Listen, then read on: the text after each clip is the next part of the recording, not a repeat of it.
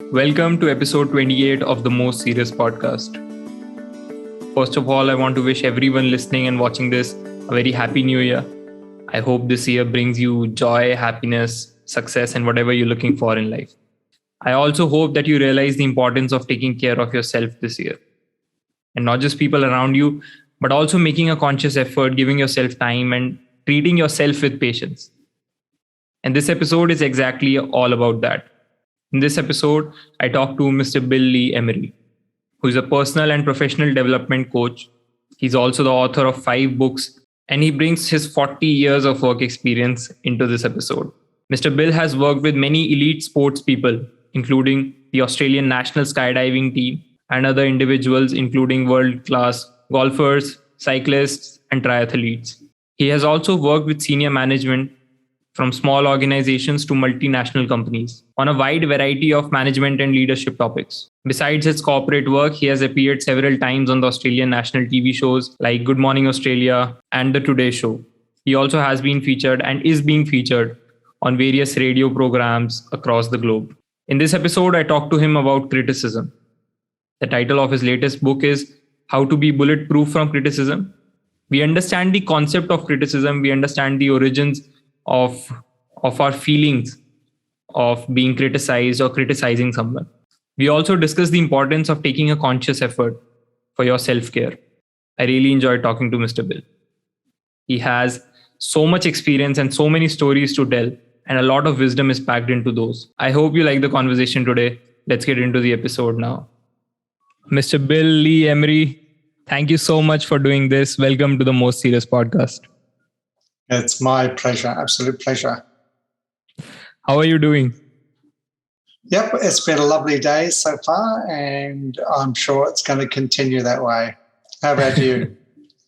Yeah, it's kind of like a morning here. I don't know. It's noon, 12:30.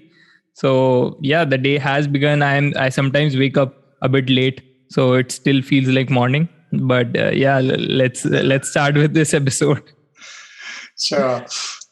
So, I came across your book title when I was browsing through the guest profile, and it read "How to Be Bulletproof from Criticism," and that immediately stuck with me. I don't know why, but personally, also I feel that topics like criticism or in general life skills are lagged while education is taught, in schools or in curriculums, like even in colleges.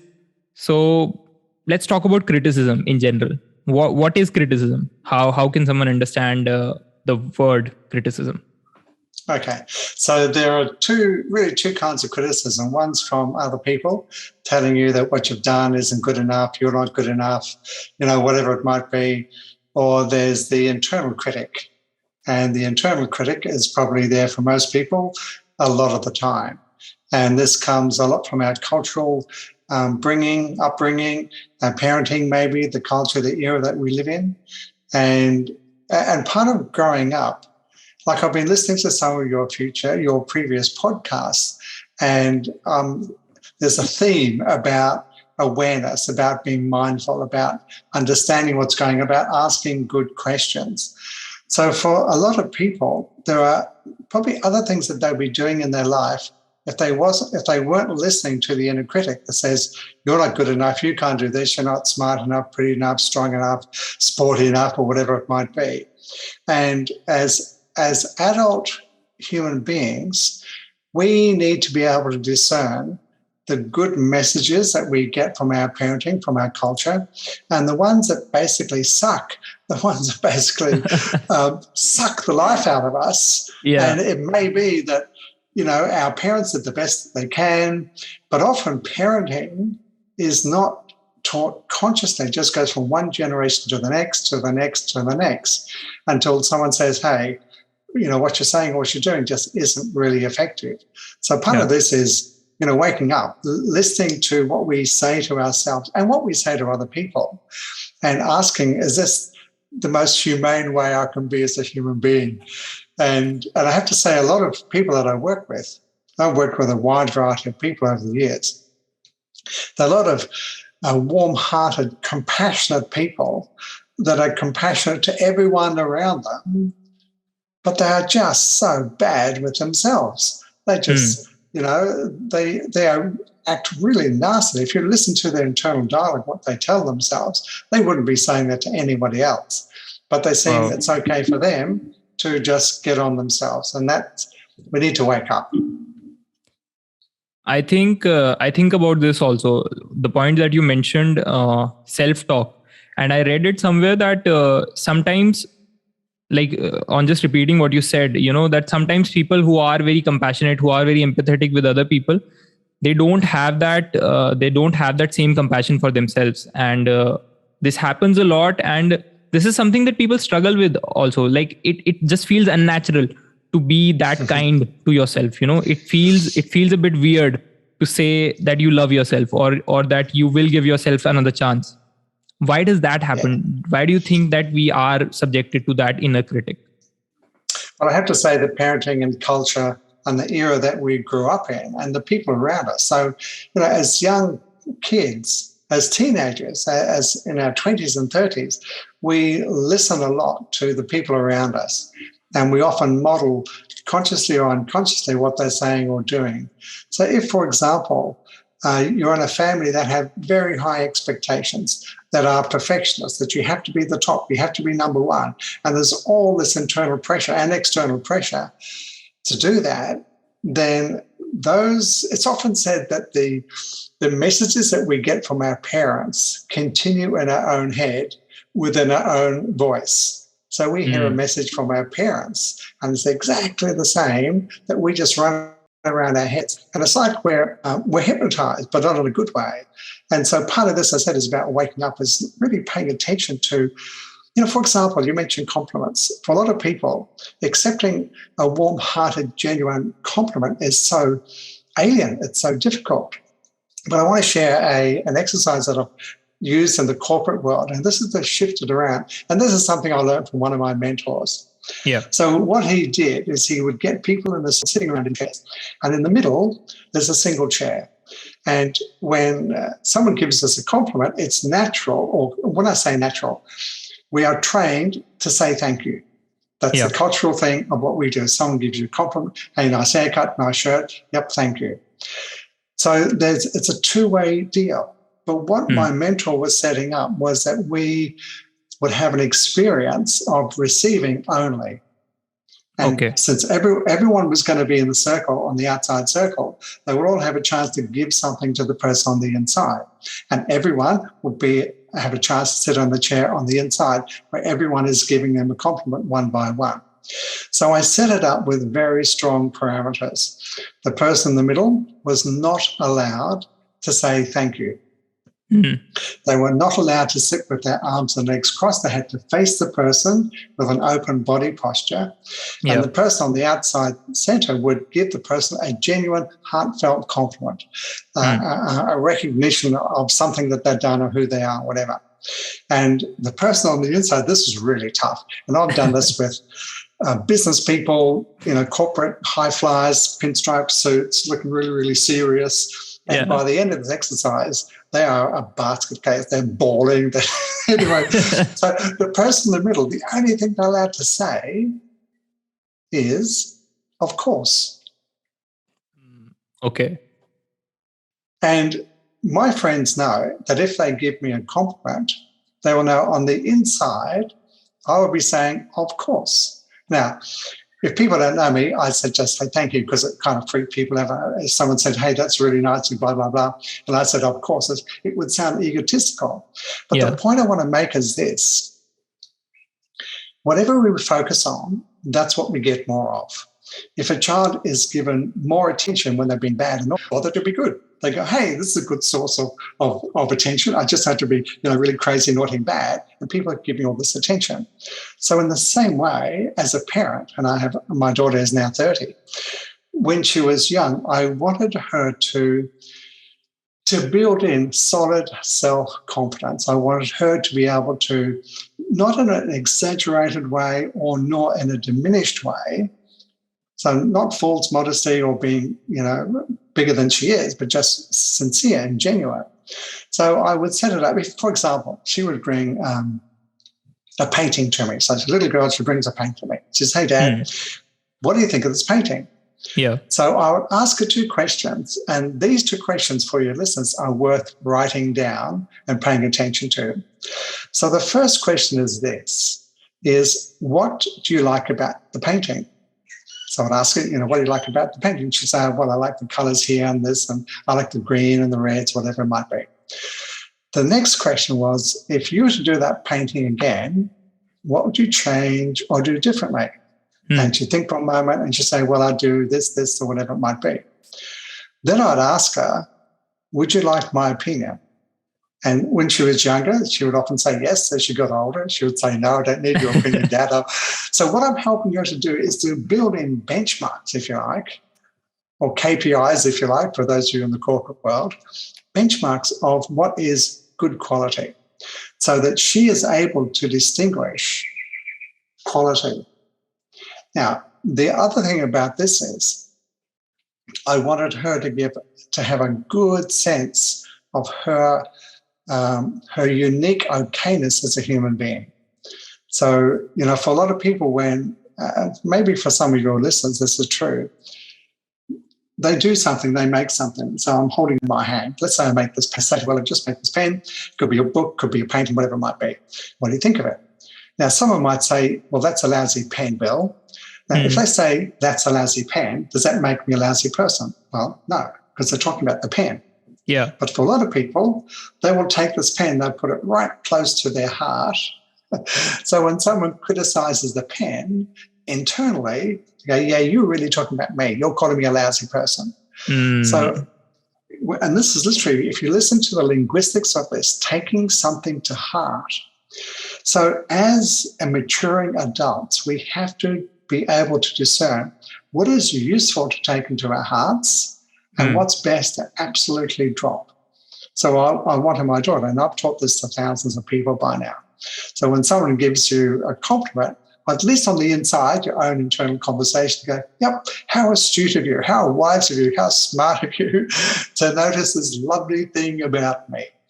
And one of the things that I've done over the years, and I certainly at your age, I wasn't very good at this at all, but I've become very good at self-care. I know how to emotionally and mentally take care of myself. And when you say that you are now emotionally and mentally taking care of yourself, why do you think all the things that you mentioned, culture and the feedback that you're constantly getting from people around you, and that has an impact on how you perceive yourself, right?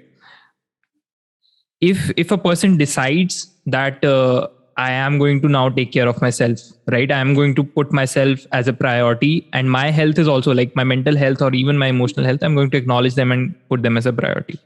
So what do you think that in your journey from transitioning to someone who didn't take care of themselves in a more, like in an emotional sense or a mental sense, like you mentioned, earlier in a younger age, you were not that aware about your self-care. So what roadblocks do you think that one will eventually fall on and you could guide them through them? Or is it a very personal journey for everyone else? Well, it's going to be a personal journey for everyone, but there's going to be some common themes probably that will come along. And one of the ones is pain. And pain can be a beautiful thing. Pain is like if I put my hand in a fire, it'll burn. The pain is telling me don't do that. So we have physical pain, we have mental pain, we have emotional pain. So when we're feeling pain of some kind, that's our system saying, don't know what you're doing, but stop it. You've got to do something different. So, for example, I know a lot of high-achieving people. I've worked with people, for example, the Australian National Skydiving Team. They're a crazy bunch of guys. And they jump out of airplanes at 16,500 feet. And hey, this is actually an interesting related to this. So I was working with them with a business partner of mine, and we were dealing with kinesiology, and I was dealing with learning states and a whole bunch of different things. And they would do a jump from 16,500 feet. There'd be 5 in a formation, and there'd be someone videoing the formation. Then they come back down, they put the video in the the VCR machine in those days, and they'd watch the video, and the coach would say things like, "Oh, that's not right. That's not good enough. You should be doing this." And it was what he was paying attention to was all the things that they were doing wrong. Okay. Now, they would do like 5 jumps in a day, and they would start the score, and the score might begin, say, 12, which is pretty good. Then as they went through the day, it would go from 12 to 11 to 9 to 8, and the scores were getting worse.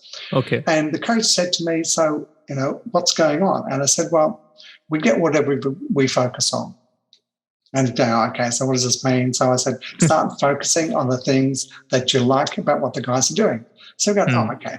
So they did another jump, come back down, they watched the recording, and you can tell people stuff. But sometimes old habits just kick in. So there he is, you didn't do this, you didn't do that, this is wrong. And I'm going, okay, so he's not getting the message. So he couldn't see me, but behind me there was a whiteboard. So I drew a line down the middle and 2 columns, plus column and minus column. And every time he said something negative, I just put a mark in the negative column. Every time he said something positive, I put a mark in the positive column. Now, the team could see me, but the coach couldn't because he was facing the other direction. And I didn't tell the guys what I was doing, but it became very obvious. And he would say something negative, I would do this. And so now they're starting to giggle amongst themselves that it comes to this laughter. Then he turns around and he sees what I'm doing. He says, oh, thank you for that reminder. So then he started to focus on, this is really good. I really like the way you're doing this. So in general, as a human being, for your listeners, at the end of the day, let's say you do something. I've done a lot of presentations. I've been on TV, been on radio, lots of corporate training. And what I learned to do early on, once I'd done something, I'd ask myself those 2 questions. What do I like about what I've just done? I got up, I opened my mouth and I spoke, yay, victory. And then I'd go down a little bit more precise about that. Then I'd ask the second question, what could I do differently? So I wanted to build on the strengths because I wanted to build my confidence, not in a false fake it till you make it, which I don't believe in, not in a false way, but in a genuine way, but to focus on the strength, on the things that I'm doing well, because I want to do them more. But I need to bring that into my consciousness, into my awareness. So my body, my neurological system goes, hey, this is what the dude's after. This is what he wants. So, perfection, and I work with a lot of perfectionists, and there may be some listeners who are perfectionists, or maybe their families wish that they are perfectionists, and they are. So you get the drift. So perfectionists are really good at focusing on what isn't right. They don't notice all the good things. All they notice are the bad things. And so you'll get more of what you pay attention to. So if a child is naughty and they're given a lot of attention, that's what you're creating. So part of this, a big part of this is awareness. And I challenge your listeners to listen to their internal dialogue. And in the new year, I'm actually creating a new program, online program, workshop, which is going to be called How to Turn Your Inner Critic into Your Best Friend. Because, and this comes from another model called psychosynthesis, and your listeners can look that up. And basically, the psychiatrist that started this 100 years ago, his name is Roberto Assoglioli. I'll probably pronounce that wrong, but hey, that's okay. That doesn't matter. Yeah. He said that behind every behavior, positive or negative, there's always some positive intention that's attempting to emerge.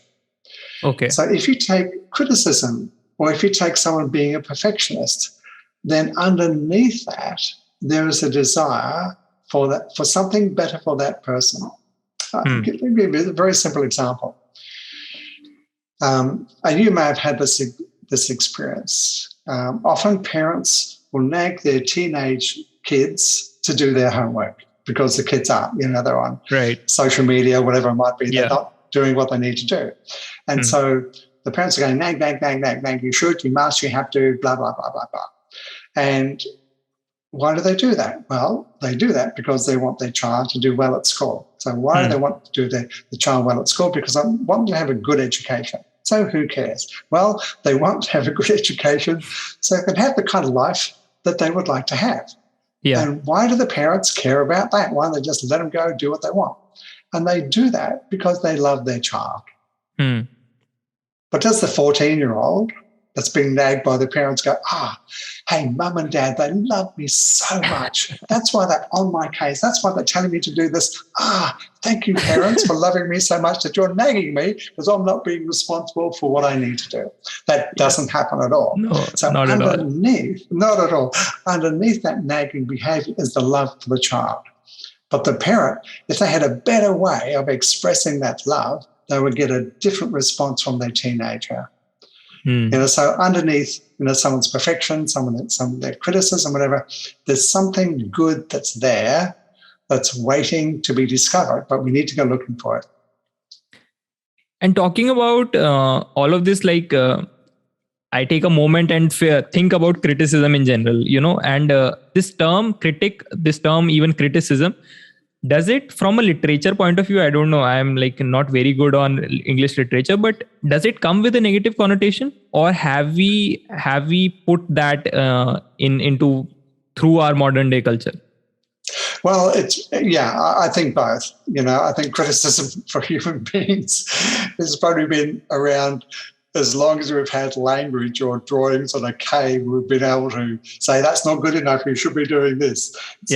But now, of course, the criticism can be anonymous. Like on social media, the people can get hammered for making a comment about something, and someone on the other side of the planet can just really attack them in a way that's very vicious and anonymous.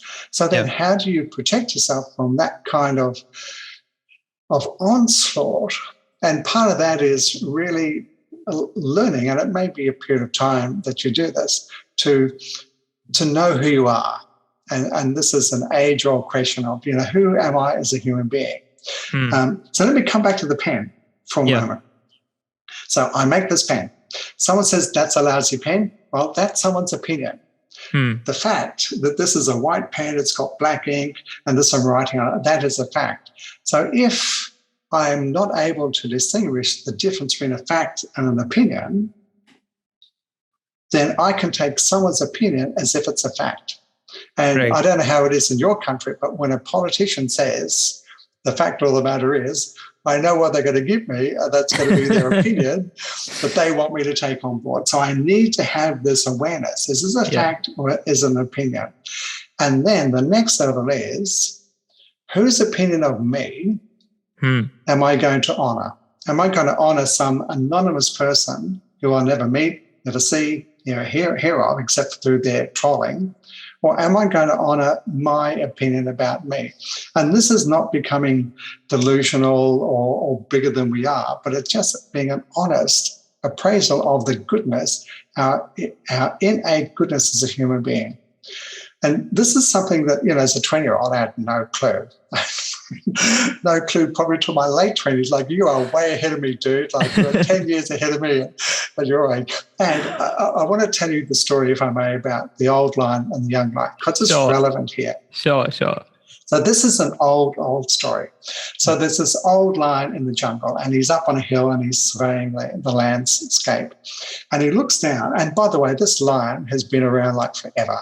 He's battle scarred, he's done this, that. He's just so full of war stories, if you like, and wisdom that come from that. And he looks down a clearing and he sees a young lion, and he remembers what it's like to be a young lion, full of piss and vinegar and aspirations and dreams and arrogant from youth, the arrogance of youth. And, we know it all, etc. Well, I did as a 20-year-old.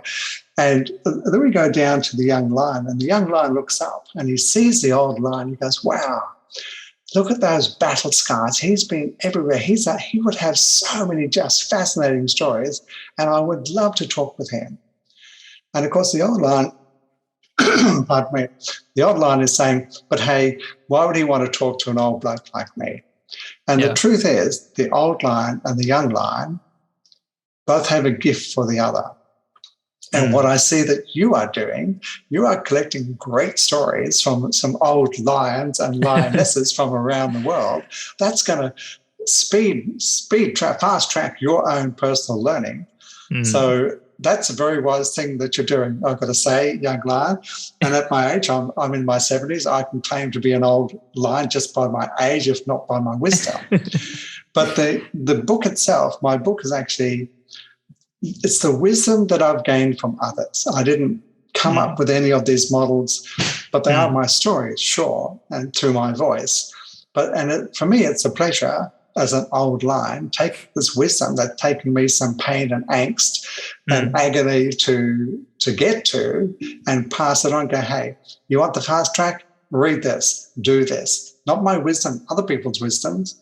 Yeah. But this can just, if I had, you'll often hear, quote, older people say, if I could only have, your youth and all that stuff, we would do things differently. Well, no, we probably wouldn't. We'd see the world as we saw it at that age. But we mature. We mature. We grow. And if we can gather wisdom from other people and their mistakes and their battles in life, that can make us sharper. Because the era that you're growing up is very different from mine. And you're going to have way different, more challenges than I will ever experience in my life. Technology, for one thing, speed of the world, et cetera, et cetera. So you're going to need to be sharp. You're going to need to be on your game. So kudos to you for gathering this wisdom from a whole bunch of old lions from around the world. Like, far out, dude. That's a very smart move. No, that's and see, the beauty of this analogy and the gift of experience is this only, so I'm talking to you, and I'm not just talking to your current self, not the 72-year-old Mr. Bill.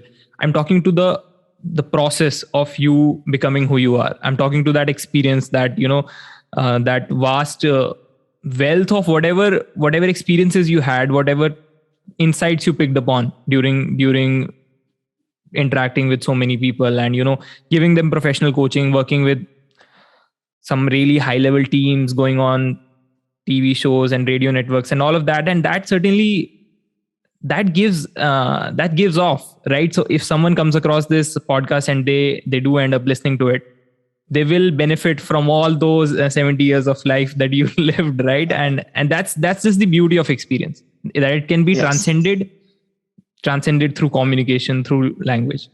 And do you think, as you mentioned, that the age that we are in right now, it is very different from the age that you grew up in, maybe. So I still believe that the human problems are still going to be the same, because eventually we are human at the end of the day. How whatever the interfaces combine, and how much do we integrate with technology. But the social problems or the human level problems will always somehow be attached to the ones that existed before, right?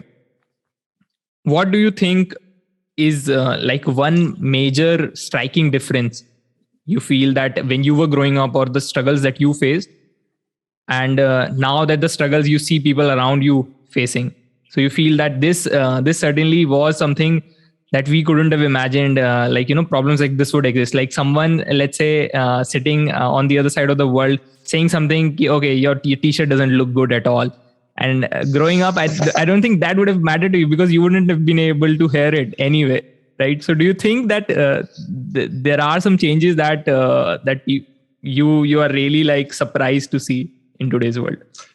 Yeah, well, let's take bullying. So when I was at school, and part of my schooling was at boarding school, so we couldn't get away from anyone.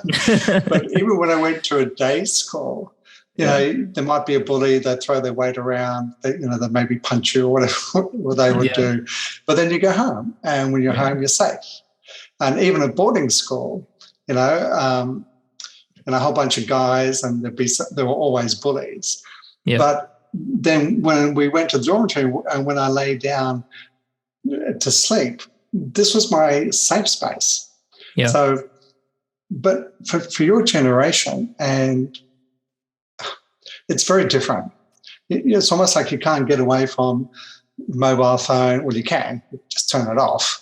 But it's a very different, and because it's so global, because it's so instant and everywhere, this podcast can be heard across the world and so the reach is enormous. Yeah. So part of this, and really part of what this comes down to is the boundaries that we create.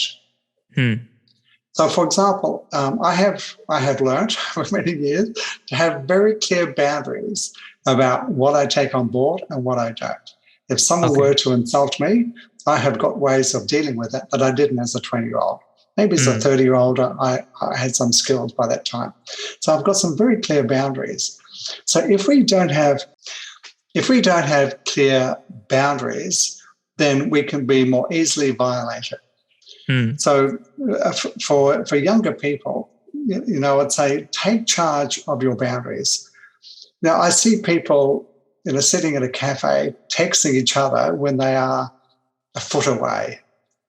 And that, as an older line, just blows my mind. Go, hello, just put your phone down and talk to them right there. You don't have to text them. But this is a different culture. I didn't grow up with that. You did. You have this. Yeah. And I have like when I'd see my daughter and we'd go out for lunch or dinner, we'd have a rule. We'd put the phones down and whoever picks up their phone first pays the bill. That's awesome. I'm totally going to implement that now. Because no one will pick up their phone. Yeah. No one will pay the bill. So, that's so cool. That's a boundary. That's a boundary. So in the same way that we need to have boundaries within ourselves, we need to have boundaries with other people about what we accept. And part of this is learning. There's so many things to learn when you're 20, when you're 30, even 40 and 50, so many things to learn, so new experiences that are happening all the time. And part of all this is coming back to ourselves. So let me give another example. Sure. In my early 30s, I've been training for about 5 years. And I was giving a presentation over 8 weeks to a group of academics. This is a group of special education teachers. They all had PhDs or at least a master's degree in education. And I don't have a degree in education. And I was teaching them stuff that they didn't know. I was teaching about accelerated learning, mind mapping, colors, a whole bunch of really fun things. They didn't know that stuff. And I was talking about a model called transactional analysis, and your listeners can just do a search on that. It's a model that came out in the late 60s, early 70s. Very simple model of human behavior. So there's like this, it's parental part of us, the adult and the child part. And part of the parent is the critical parent. It's the should, you must do this, and it's very controlling, dictatorial, authoritarian kind of, pardon me. Yeah. So there's a critical parent, if you like, which is very good at doing all the criticism or the perfection stuff. And on the other side, you've got the nurturing parent, which is the really caring, emotionally supportive part. So I made the comment in the second week. First week went fine, we're getting to know each other. And then I was talking about this model called parent, adult, and child. And I made the comment that I didn't think that guilt was a good way of getting kids to do things. And I still don't.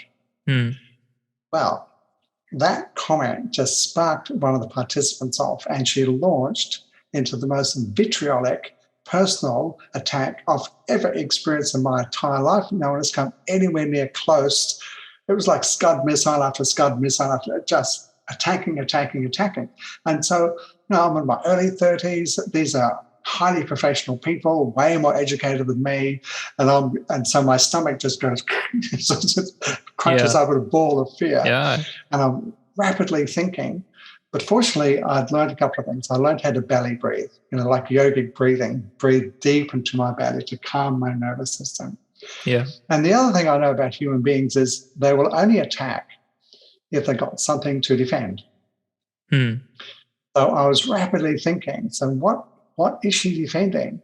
And then it came to me. I had just explained to her peers her behavior. So if there was to be a critical parent in the room, she was the epitome. And she would boss people around. She'd be telling people what to do. And now everyone going, she is a critical parent. So she was basically protecting her reputation, her pride, her ego. So I knew, so she was just attacking me on processing. So a whole bunch of things going on at the same time.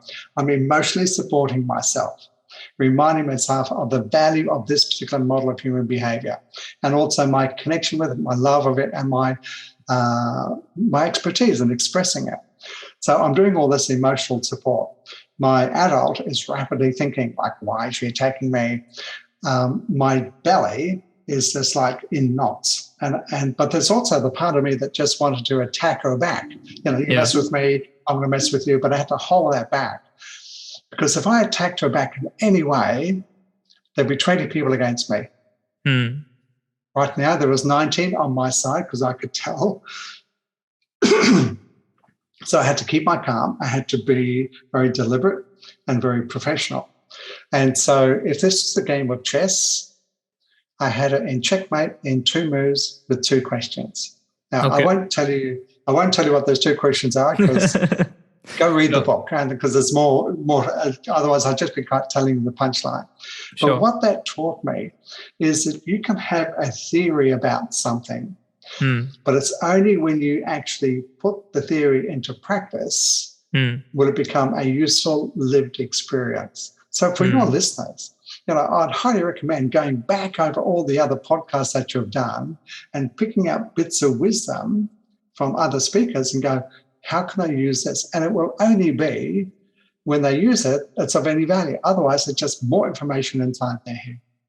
So it was a very good example of me of learning a theory about something and then, okay, here's a chance to use it. And I did. And I'm really glad. And if I met that teacher again, I would give her a big... So she has been a blessing. At the time, I didn't think she was a blessing at all. It was just like this horrible attack that was coming. So part of being into it, being clear, being centered, being grounded.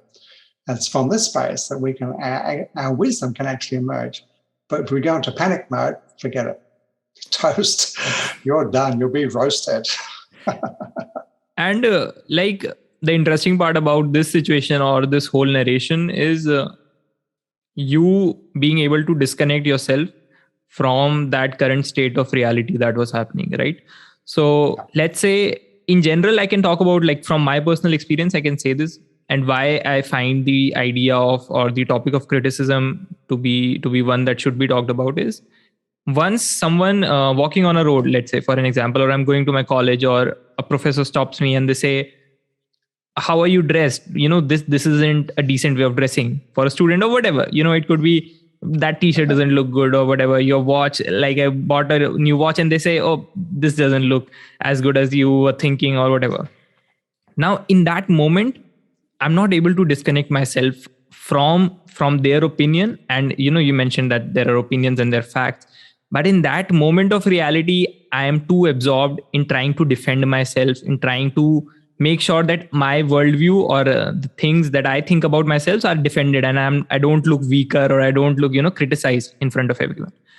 So how does that transition of being calmer in your skin and being true to yourself and still being able to disconnect and interact with someone who's criticizing you, or, in general, who's getting under your skin? So how do you do that? Well, the first thing I've kind of mentioned, and that is to use your breathing to calm your nervous system.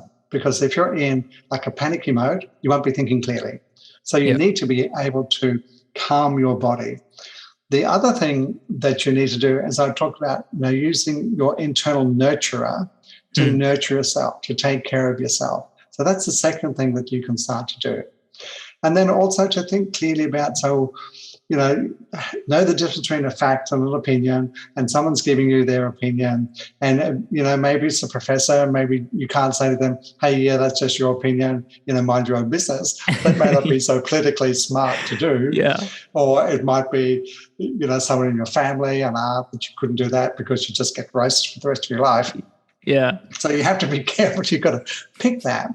But so even if you just stumbled through that, it doesn't really matter. But in hindsight, think about what you did, how you responded, and use your self-awareness to go, well, what did I like about what I did? Well, I didn't run away. Right. Yeah. That's valid. I looked them in the eye, whatever it might be. Okay, if I was to do it again, what would I do differently? Well, I would start to have some, because if it's happened before, chances it's going to happen again. So maybe now what I'll do is I'll think about what responses I could have that are calm, that are reasonable, that are honouring of the other person, but not diminishing myself. So you can do some research on that. And by the way, one of the things that I often encourage my clients to do is to go and do a program on assertive behaviour. Okay. You can do them online, you can read books. So learn the language of what to say, learn the body posture. So do all that learning so that you can stand in your own power and not allow yourself to be diminished by another human being. And I have to say, it's a bit like, learning to drive a car. When we first learned to drive a car, we crunch the gears, we stop abruptly, we hit things, whatever it might be. We're not very good because we're learning. So after a while, you just get in the car, you know where you're going, and there you are, you're there. So this is the same thing. Allow yourself a learning period and transition from, not being maybe very assertive to being either aggressive or submissive and finding the place in the middle. And so do that learning path because it has to happen. You can't just, after listening to this, you're not just going to go, be bulletproof completely. There's some work to be done here. There's some things to practice. And so use that process. And at the end of the day, actually, let me add another element here. Sure. And this is probably, from my perspective, if I was to give you the most precious gift of wisdom, it would be this particular concept. And this, again, I didn't make it up. It came from my mentor. Yeah. So we were learning about transactional analysis, Gestalt therapy, a whole bunch of really groovy things over a period of a year or more. And on this particular weekend, John Barnaby is his name. He was my mentor at the time. He put on the white, and we're thinking, what do you mean? Life is meaningless. The whole program we're doing with him was to find the meaning of life, et cetera, et cetera. And he says, so let me explain, because he could see we're all looking a little bit stunned at this point. So on another flip chart, he wrote the word event. And he said that your life, every single day, is a series of events. Again and again, thousands of events, every single day. This, our conversation, is an event. Your listener listening to this is an event. And what he says is from birth to death and everything in between is meaningless. Every event is meaningless or innocent. And he kind of let that kind of a bit. We're going, oh, okay. And he said this. He says, okay, you're walking down the street. You see someone that you wave to them. They completely ignore you and walk straight on past. So in an nanosecond, we will make a meaning of that event. What's wrong with him? Going inside of our head. And that's one meaning we can place on that event. Or another meaning is, wow, they look really kind of distracted. I wonder if they're okay. I'll check with them later on today and just see how they are. So two possible meanings of the same event. Now, you could have 100 different meanings from that event.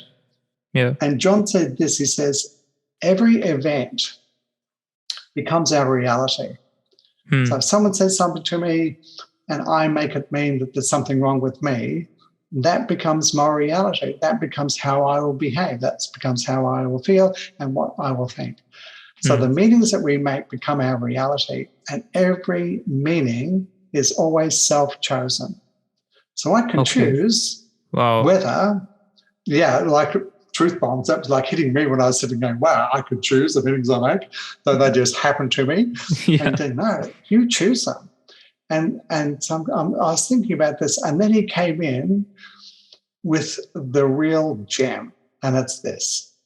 He said, it doesn't matter whether the meaning that you're making from that event is true or not, because that's debatable. He said the real question is that meaning useful or not? And I'm sitting there like he just given me the keys to the world. So I'm understanding this intellectually. Well, yeah. So I'm angsting, what she said up for, and I'm making all these meanings out of what she said. And I stopped myself. I said, hang on, what's the meaning that I'm making about what she just said? And you'll find that there is a level of different meanings. So there was a surface meaning, she's angry at me. So what's underneath that? And what's underneath that? And then I would find right down the bottom somewhere the key meaning that I was making, that this was just the trigger that was revealing to me a meaning that I have about myself, about the world, about how that all is. Once I got to that meaning, then I could ask myself the key question: is this meaning that I'm making useful or not? And if it is useful, I keep it. But if it's not useful, I've learned over the years to drop it as fast as I can. And I still use this in my relationships today with people. Someone does something, I get angry, something's on TV, there's some political stuff, whatever it might be, and I'm going, oh, and then I go, hey, hang on. So what's the meaning I'm making about this? And is that meaning useful? And it just helps me to be really clear, be really conscious about what I am doing on the inside of my body, because in my opinion, life is lived from the inside out. The quality of my happiness has got nothing to do with anything outside of my body. Absolutely nothing. It's always an inside job. And I learned many years ago there are 3 levels of responsibility that if we are to be a mature, functioning adult, this is what the first one is: we need to be responsible for what we think. And going back to that story of this, friend of mine ignoring me, if I don't take charge of my thinking, I'm done. I'm toast. I'm gone. So one is being responsible for my own thinking. The second one is being responsible for my emotional state. Okay. That all our emotions are verbs. So I don't have anger or I don't feel anger. I do angering. Okay. That's another one. That's a whole other conversation. Yeah. I don't feel sad. I do sad-ing. I don't have fear. I do fearing. Yeah. So all these emotions that we think happen to us, they're actually things that we are actively engaged in. Wow. So that's another little conversation there. So that's amazing. That's an amazing insight, right? That's huge. And I only really got that insight like 5-7 years ago, really kind of hit. Yeah. And the other one, the last bit of responsibility is being responsible for what I do. So to the degree that my life is fulfilled, happy, satisfying, engaged, me loving the things that I do, are my relationship to those 3 things. If I abdicate my responsibility for any of those things, my life will go down, will just diminish. So as an older lion, I would recommend to all the young lions and lionesses listening to this is like really think about, what we've just said here, because it's some really deep and profound things. And I wish that it was my intelligence that came up with it. It wasn't.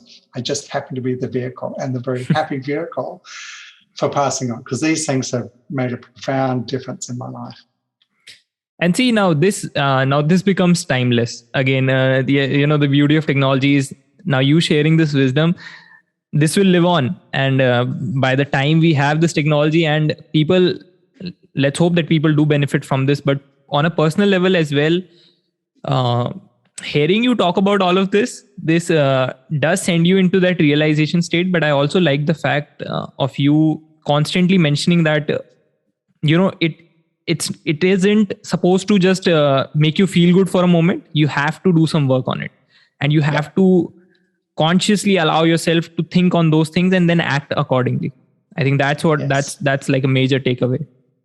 Yes, and it's there's one thing to be awake, to wake up to these things, but staying awake, that's the challenge. That's the hard thing. Wow. Yeah.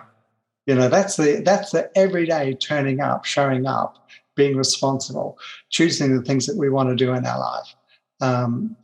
I use a coaching methodology which actually combines ancient wisdom that's thousands and thousands of years old from all the way around the world, and modern neuroscience. And one of the things I learned from that is we have 3 major centers of intelligence: one in our head, one in our heart, and one in our belly. Yeah. And when all 3 are aligned, we make the wisest decisions in our life. And when we stand correctly, posturally, when someone is standing correctly, and I don't know if you've done yoga or anything like that, but when someone's standing correctly, and this was taught to me by one of my teachers, she said, your heart is slightly ahead of your head. So we are designed physically, neurologically, biologically to lead from the heart. And our head brain and our gut brain is there to support our heart. In traditional Chinese medicine, they call the heart the emperor or the empress. The head brain is the governor and the gut brain is the general. So both the governor and the general are subservient to the emperor or the empress. Yeah. So when we find, because you've had podcasts about, finding your passion, doing what you want to do, if we just direct those things from our head, that's going to be a disaster. If you look at the things around the world that are not going well, it's because someone's head brain has come up with an idea and they're disconnected from their heart. But when someone is connected to the heart, this is when compassion comes into the picture. And compassion, there's two parts, compassion for self and compassion for other people. Yeah. A lot of people are very good at being compassionate towards other people, but they're not very good at being compassionate towards themselves. Yeah. And we need to have a balance for this. It's like, if I could ask you, is it better? So giving and receiving, because this is part of it too. Yeah. Is it better to give or receive? Yeah. I think it's better to give. It feels better to give. Yeah. Why would it say that? Okay. Why would you say that? I say that because on recalling my life experiences, right? So I've received things and I've given things, and the feelings that come after giving are more, I would say, long lasting, if that makes sense. But they're also a level deeper. Like when you receive something, it's a completion of a desire that already was present, right? So you had something that in your mind and you wanted to achieve that, and you received that in whatever sense. And once you give something out, you feel more. I just feel more fulfilled and content. It just feels better. Yeah. When I ask this for most people, and I've done some seminars and stuff, most people say it's better to give. Yeah. So let me ask you another question: is it better to breathe in or breathe out? Breathing in takes a lot of effort. I think breathing out is just natural. So which one is better? Wow, that's a very different question. I think I would say breathing out is better. It's a silly question. Yeah. Because giving and receiving is the same as breathing in and out. Okay. You try doing one and not the other. You just try breathing in and breathing in and breathing in and breathing in. And your body will go, hey, I don't know what books you're reading, but you're not doing that. So it'll make you unconscious and you go back to breathing in and out. In the same way, if you just, breathe out, it's the same thing. Your body go, you're doing crazy stuff, dude. Stop it. And it'll make you come unconscious so you can breathe in and out, in and out. So giving and receiving is the same. Okay. We need to do it in balance. And giving, by the way, is a very selfish thing to do. Yeah, I think. Because you get all the bliss of the giving. And so why is it that some people are not very good at receiving? Someone says, oh, that's a really nice dress or a shirt. And we go, oh, no, it's just something I did, And we stop the person from giving the gift of the compliment. I mean, how selfish is that?